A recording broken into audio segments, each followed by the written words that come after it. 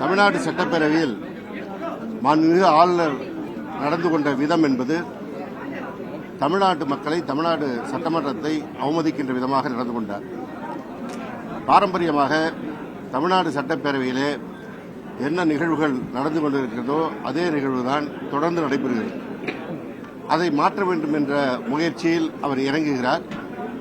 அது நடக்காது என்ற காரணத்தினாலும் ஆளுநர் உரையை வாசித்தால் இந்த திராவிட மாடல் ஆட்சியினுடைய சாதனைகளை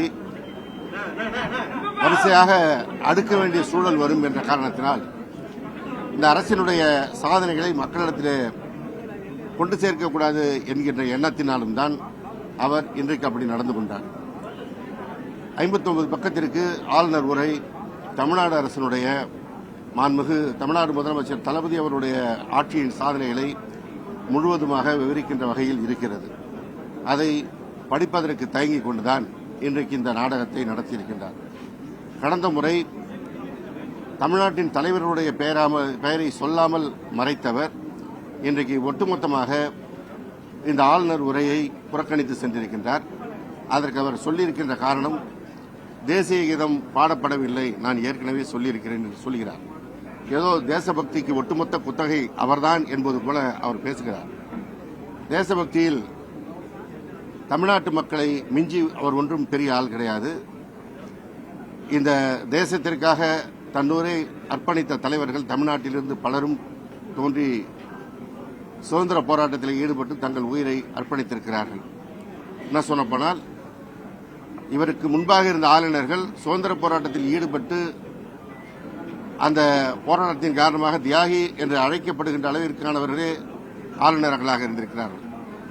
என்ன சொல்லப்போனால், சுதந்திர போராட்டத்தில் ஈடுபட்டவர்கள் காங்கிரஸ் முதலமைச்சர்களாக இருந்திருக்கிறார்கள். அவர்கள் யாரும் இந்த கூற்றை முன்வைக்கவில்லை. ஏதோ இவருக்கு மட்டும்தான் தேசபக்தி பீரிட்டு வந்தது போல தேசிய கீதத்தை முதலில் பாட வேண்டும் என்று சொல்கிறார்.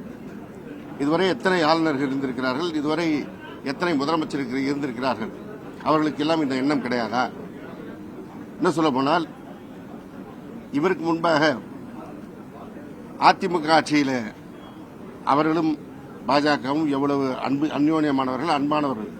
ஆனால் அவர்களும் தமிழ்த்தாய் வாழ்த்தை முதன்மையாக பாடிவிட்டுதான் அவை முடிகின்ற பொழுது தேசிய கீதத்தை பாடுவது இயல்பாக இருந்தது. இன்றைக்கும் அப்படித்தான்.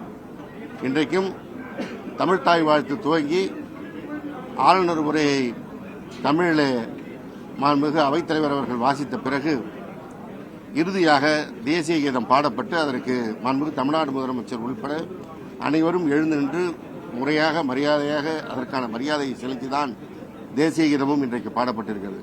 எனவே தேசிய கீதத்திற்கு எந்த விதத்திலும் தமிழ்நாட்டு மக்கள் ஒரு அவமரியாதை செய்பவர்கள் கிடையாது. தமிழ்நாடு சட்டப்பேரவை அவமரியாதை செய்பவர்கள் கிடையாது.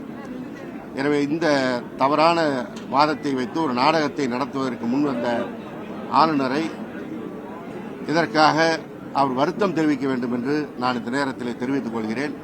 ஏற்கனவே அவருடைய நடவடிக்கைகள் தமிழ்நாட்டு மக்களால் அவர் புறந்தள்ளப்பட்டுக் கொண்டிருக்கின்றார். பல்வேறு விஷயங்களில் அவர் தான் ஒரு நியமிக்கப்பட்ட ஆளுநர் என்பதை மறந்து ஏதோ தேர்ந்தெடுக்கப்பட்ட அரசாங்கத்தை விட தான் பெரியவர் என்கின்ற ஒரு சிந்தனையில் அவர் செயல்பட்டுக் கொண்டிருக்கின்றார். இதன் காரணமாகவே ஆளுநர் ரவியே வெளியேறு என்கின்ற ஒரு சூழலை அவர், அந்த ஒரு கோஷம் எழுகின்ற நிலையை அவர் ஏற்படுத்திக் கொண்டிருக்கின்றார். எனவே அவர் இன்றைக்கு இந்த அவையை அவமதித்ததை முன்னிட்டு மன்னிப்பு கேட்க வேண்டும்.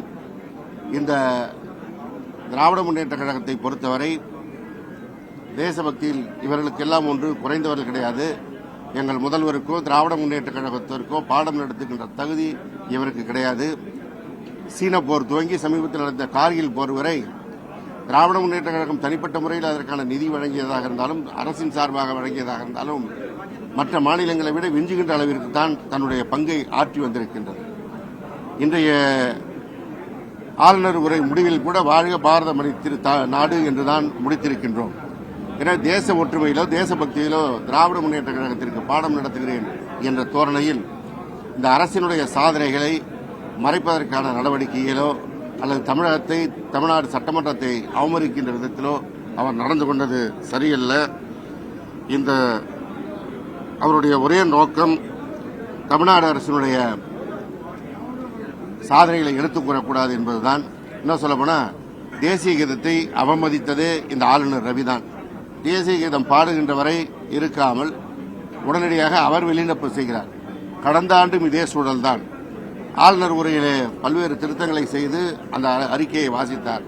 அதற்கு பிறகு தேசிய கீதம் பாடுகின்ற அளவிற்கு கூட காத்திருக்காமல் தேசிய கீதத்தை புறக்கணித்து கடந்த முறையும் வெளிநடப்பு செய்தார். எனவே 2 முறை அவர்தான் தேசிய கீதத்தை புறக்கணித்து வெளிநடப்பு செய்திருக்கிறார். எனவே அதற்காக அவர்தான் வருத்தம் தெரிவிக்க வேண்டும் என்பதை இந்த நேரத்தில் நான் பதிவு செய்ய விரும்புகிறேன். வேறு ஏதோ உள்நோக்கம் இருக்குமா சார்? தேசிய கீதம் மட்டுமே காரணமாக வேறு ஏதாவது உள்நோக்கம்? வேறு உள்நோக்கம்னா அவருடைய நடவடிக்கை ஒட்டுமொத்தமாக தவறான ஒரு நடவடிக்கை என்பது நாடு அறியும், நாட்டு மக்கள் அறிவார்கள். அதையெல்லாம் மறைக்கின்ற விதமாகத்தான் அங்கே இருந்து உரையாற்றுவதற்கு அவர் விரும்பாமல் தான் வெளியேறி இருக்கிறார். அவர் பதவி காலம் முடிஞ்ச பிறகு இந்த தொடர்ச்சியா நீட்டிக்கிட்டு இருக்கிறார். அது அவரே அவமானப்படணும். இந்த பதவி காலம் அவருக்கு நீட்டிப்பு வழங்கப்படவில்லை. இன்னும் சொல்லப்போனா ஒரு பாமர மொழியில சொன்னா அந்த பதவியில் நீடிப்பதற்கு ஒன்றிய அரசோ பிரதமரோ குடியரசுத் தலைவரோ தக்க செய்தியை கூறாமல் இந்த பதவியில் அவர் ஒட்டிக்கொண்டிருக்கின்றார். ஒட்டிக்கொண்டிருக்கின்ற ஒருவர் அதை அவமானமாக கருதி உடனடியாக வெளியேறுவதுதான் அவருக்கு அழகு, அவர் படித்த ஐபிஎஸ்ற்கு அழகு. அவரே விட்டு ராஜினாமா பண்ணி போகணும்னு எதிர்பார்க்கிறீங்க? கண்டிப்பாக. ஏன்னா இவர் வெளியில போகணும்னு நினைச்சுதான் ஒன்றிய அரசு இருக்குது போல இருக்கு, ஒன்றிய அரசை ஆளுகின்ற பாஜக இருக்குது போல இருக்கு. ஆனால் அதை எதிர்கொள்ளாமல் இந்த பதவியிலே ஒட்டிக்கொண்டு களத்தை ஓட்டிக்கொண்டிருக்கிறார். ஒன்றிய அரசு விரும்புவதனாலதான் அங்க தொடர்றாரா சார்? ஒன்றிய அரசுல பல்வேறு கருத்துக்கள் இருக்குது. இவருக்கு ஒரு ஆதரவு இருக்கலாம், இவருக்கு எதிரும் இருக்கலாம். ஆனால் இவருக்கான பதவி நீட்டிப்பு வழங்கவில்லை என்பதுதான் முக்கிய செய்தி. நன்றி.